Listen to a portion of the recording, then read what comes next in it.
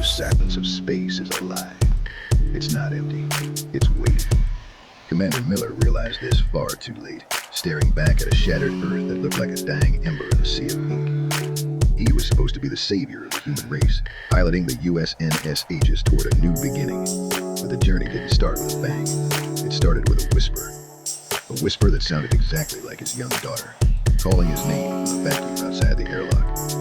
As Miller moved through the cold, pressurized halls of the ship, the atmospheric pressure felt wrong, heavy, and wet. When he reached the cryo deck, his heart stopped. The pods were sealed. The monitor showed life signs, but the glass was empty.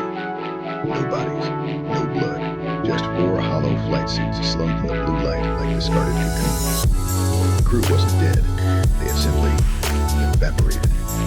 The horror shifted from the minds to the machine as a rhythmic thumping began to vibrate through the floor, a slow, wet heartbeat that made the steel walls groan.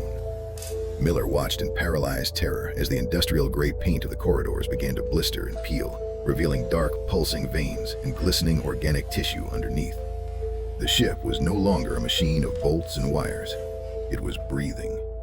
It was as if the Aegis had been infected by something ancient that lived in the dark spaces between atoms.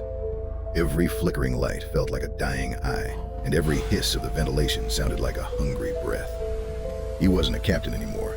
He was a parasite's last meal, trapped inside a stomach made of titanium and flesh. Driven by a desperate, flickering hope, Miller stumbled onto the bridge and collapsed into his chair. The navigation screen flickered to life, showing a massive planet directly ahead. It was beautiful. Deep blues, swirling white clouds, a perfect twin of the Earth he thought he'd lost. But as the ship drifted closer, the clouds didn't move with the wind.